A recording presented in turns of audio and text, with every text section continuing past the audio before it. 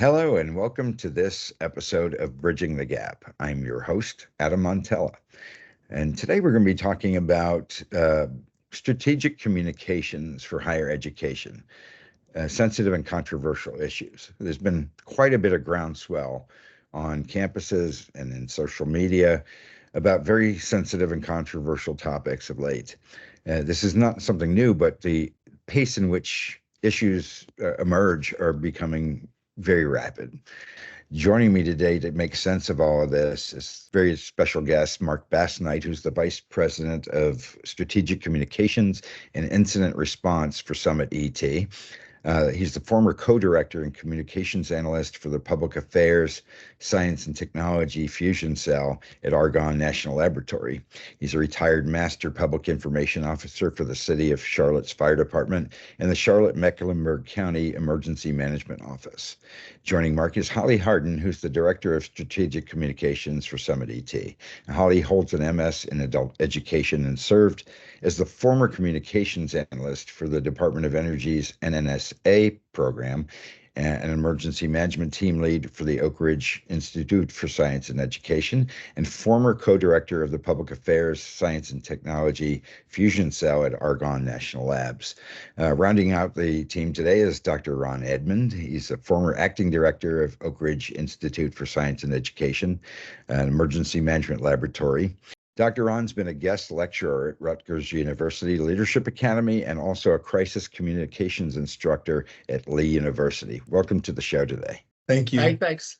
Welcome, Mark. Why don't you talk a little bit about the controversial and sensitive topics? Well, Adam, we can attest to most recently, right? We have witnessed how these issues have the potential to damage the personal and professional reputation of individuals and the reputation and brand of these institutions of higher learning. They've been breaking news. They have been laundered, we sort of say, on social media, and they seem to have a significant lifespan.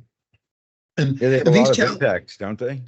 They do. These challenging issues are inclusive of, but not limited to, the antitrust scrutiny with college athletics, Right. The proliferation, right, of artificial intelligence. Plagiarism has been a topic.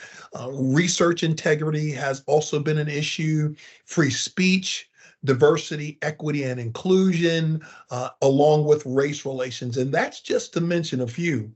And to further complicate the matters, these very sensitive and controversial issues can and have daunting political ramifications, right? These challenges impact finances and a footprint of influence.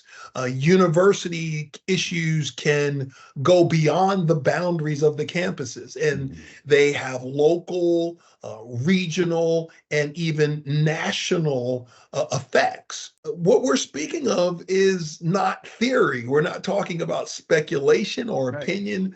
What we're talking about, dealing with trust, really is backed by research. And it doesn't really matter, Mark, what the topic is, right? It's how we address them in our communications and our messaging.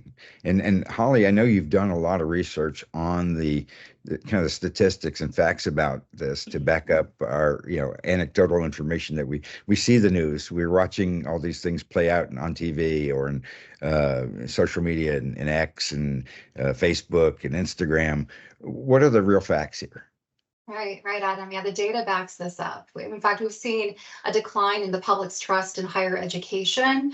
One study highlighted in a June 2023 Gallup poll indicated that Americans' confidence in higher education has declined to a new low point. In 2022, George Washington University conducted a government communications and public affairs study where they interviewed a cross-section of communications professionals and government entities and government-associated private sector organizations to specifically assess public trust in messaging, as well as to identify areas for improving communications between government and private sector practitioners. That study found that the lack of public trust in government is largely due to a few external factors. Specifically, they indicated these factors included the rise in disinformation, views that the government is politically motivated, and not very surprisingly, the hyperpolarization in politics. But that study also found that external factors are also at the root of the lack of public trust in these institutions. Those are caused and exacerbated by internal communication challenges within these organizations.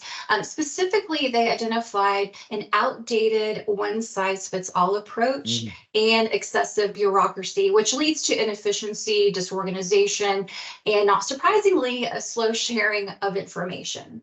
You talk about the, kind of the reputation hit, and some of it's external. There are people on these campuses, students, faculty, staff, and they have, passions about a topic one way or the other.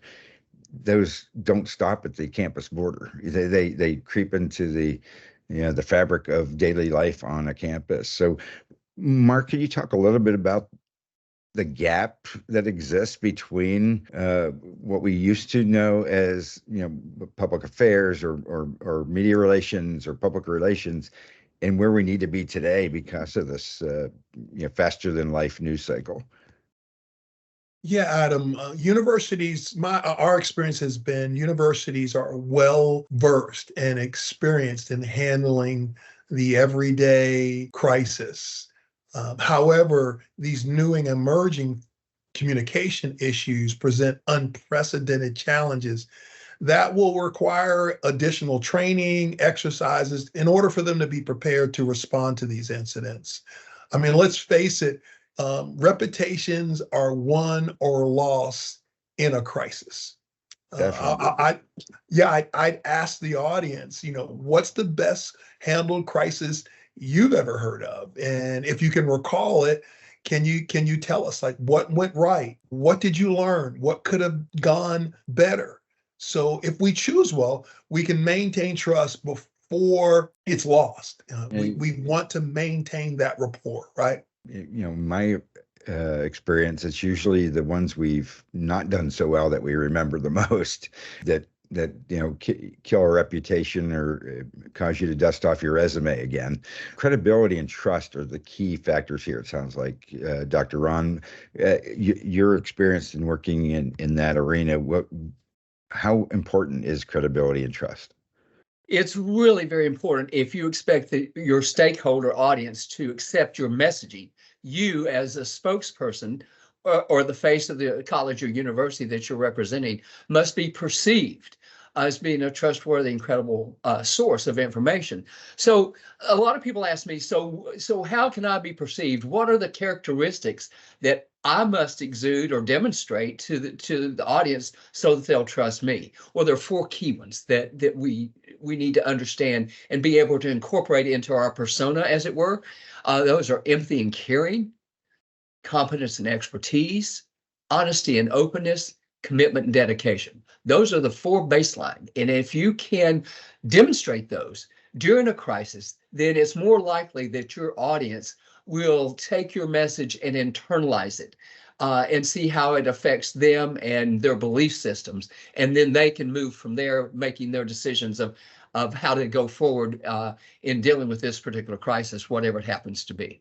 If there's an issue or a trust issue with the institution, somebody that is the spokesperson having higher credibility or trust could help turn that around for the institution. Is that what you're? Yes, there's research and data that supports that, Adam.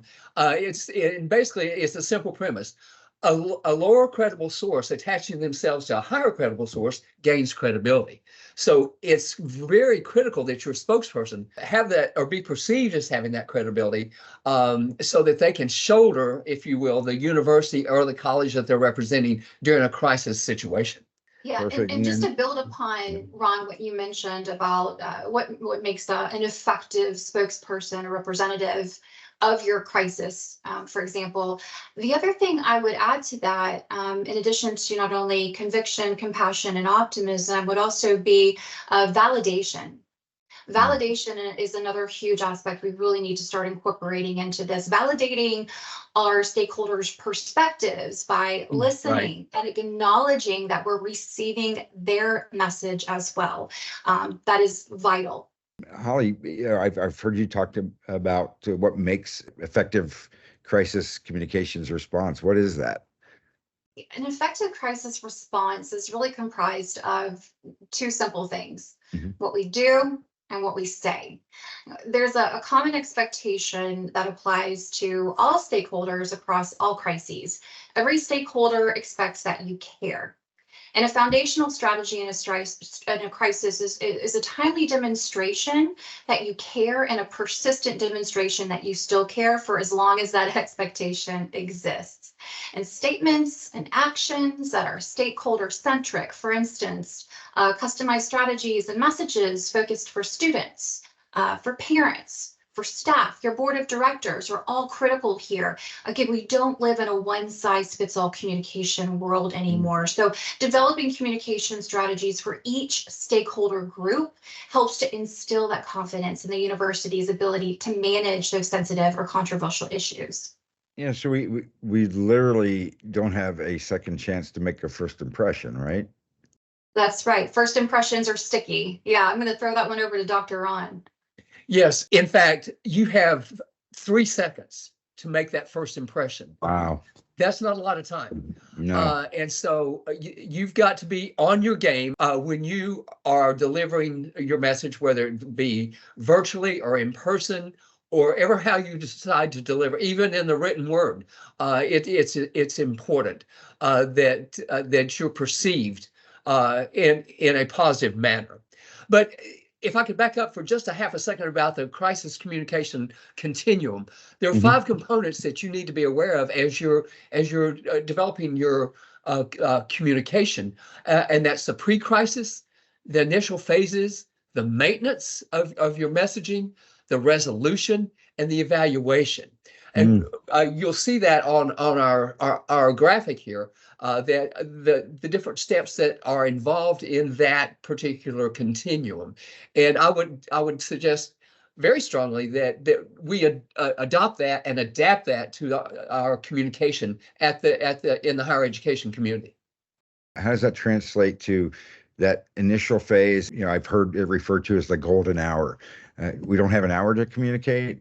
No, there's a lot that needs to happen within this golden hour. And that's inclusive of those 3 seconds that Dr. Edmond referred to. So incremental delays in showing that we care, as Holly alluded to, can have a greater than incremental impact on trust. And this is key. We can operationalize the golden hour in ways that are both explanatory about the past and predictive about the future.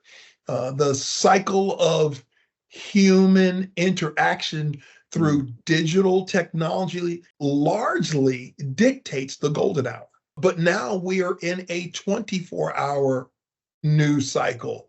And so maximizing our communication outreach during this golden hour of communication means we have to anticipate, we have to forecast, we need to be proactive in developing messages for our credibility, to establish rapport and trust. This is extremely important when we're talking about these out of the box or these emerging controversial and sensitive issues.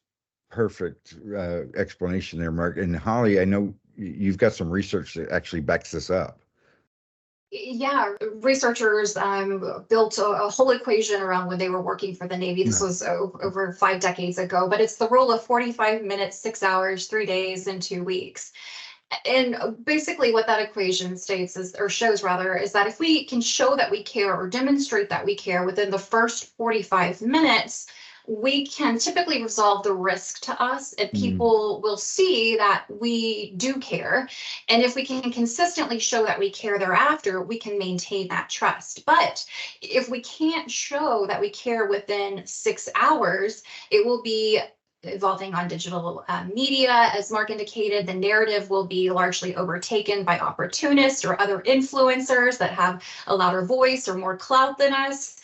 If we can't show that we care within 3 days, then there will be at least 2 weeks of negative media coverage and a complete loss of trust. So communicate early, communicate effectively, and then buy yourself some time to build upon the facts and build upon the conversation. So Mark, how does that translate into our plans? How do we develop a plan to address this 24/7 news cycle instead of having the time to go draft a press release or stage a press conference with the right people? If we have to communicate that rapidly, how do we integrate that into our plans? Yes, someone once said, failing to plan is planning to fail. So we really need to have a plan to address these. And those plans need to start, first of all, with what are the core values of your institution? You have to be decisive with this, right? There's no straddling the fence. You really have to be, this is where you dig in, right? And you hold fast to your organization's, your institution's core values. And then you apply your plans, policies, protocols, and procedures to that. And this goes into a well thought out strategy. And again, having a strong crisis communications team, which should be inclusive of your institution's leadership, as well as their communicators and other appropriate staff. This will bode well for you if you have this plan and you think out these things beforehand. Understood. So we've all been in a situation where that microphone shoved in our face by a reporter, or the message is getting out on social media before we have a chance to react to it. And we've seen the silence play out. To me, that loses the trust that we were looking for in that 3 seconds. So we can't necessarily be silent on a matter that's that important to the university or college. You're exactly right, Adam. Silence isn't golden. If you're silent, you're saying something, right? You allow time for your critics, for your adversaries, for the media to set another narrative, to perceive what they think your motives are or what your actions are going to be. And so it's really important that we address this on. You have to say something. So perception is reality to them. Exactly, but perception doesn't always equal truth, right? So this is why it's so important that we address this early on. Fantastic. All of you, thank you so much for joining us today. I know there's a lot to unpack here, and I appreciate you coming back in a future episode to carry on this conversation a little bit more. Yes, in our upcoming episodes, we have Doctors Dina Selnow, who is the chairman of the Department of Communication at Clemson University, and Dr. Tim Selnow, who is a professor and researcher at Clemson University. And these two doctors are preeminent and internationally known researchers in the area of crisis and risk communication. They have numerous publications and papers and exhaustive research in this particular area. They were also instrumental in founding the International Crisis and Risk Communication Conference. And now there's an association that goes along with that conference, of which I'm proud to be a member of. So that helps me stay in tune with a lot of the great research that's going on in higher education in the area of crisis and risk communication. Sure. Matter of fact, they have a new publication, a recent publication, The Practice of Effective Communications by Cognella Academic Publishing.